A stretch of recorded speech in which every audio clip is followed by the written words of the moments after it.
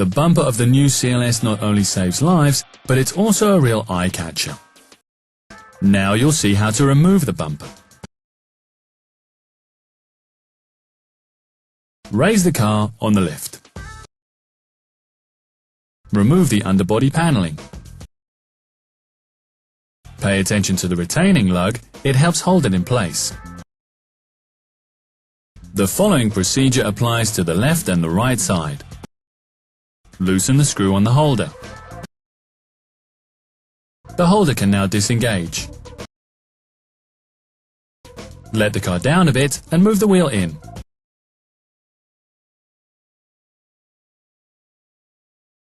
In the wheel well there are 4 expansion clips to be removed. 3 expansion clips in the wheel well and a 4th under the vehicle.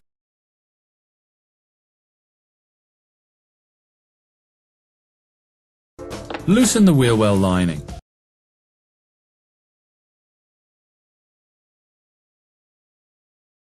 Remove the 2 bolts on the fender.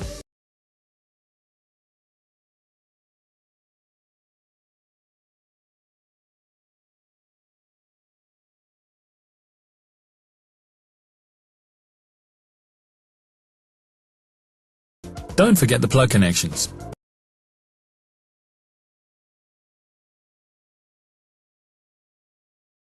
Now unclip the bumper from the front. Pay attention to the 2 retaining lugs. Do the same on the other side. Then unclip the 8 retaining clips.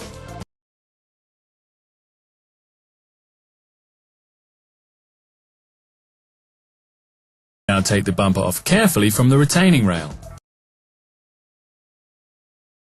Here's a tip for the installation. If the gaps are correct before the removal, then the bumper can be mounted in the reverse order.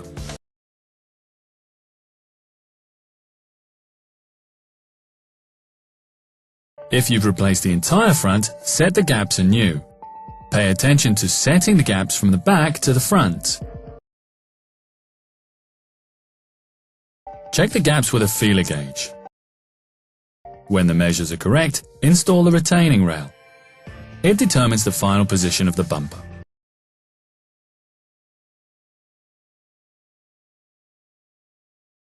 First, mount the retaining rail. Pay special attention to the guide lugs.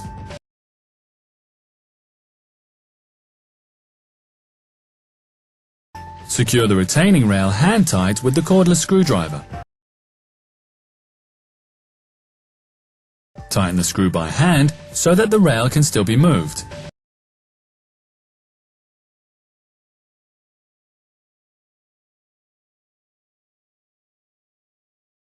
Close the hood and check if the retaining rail is centered. Refer to the crease in the hood.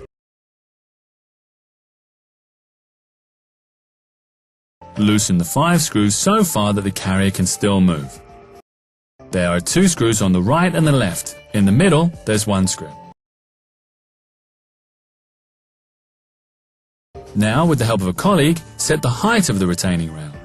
Make sure that you measure up to the seal with the feeler gauge.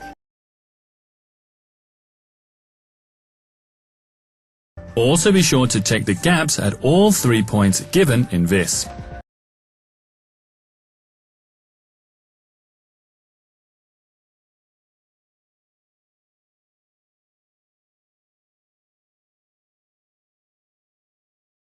Next, adjust the depth.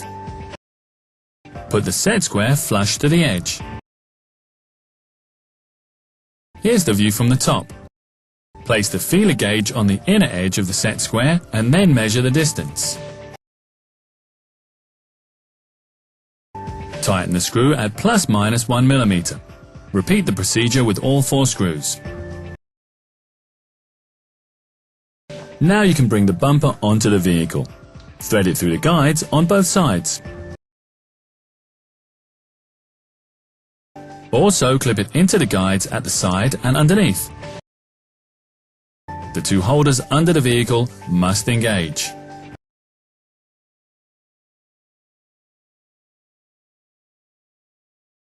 Lastly, check the correct position of the 8 catch hooks. The bumper must engage fully. Use a feeler gauge to check the exact gap measure.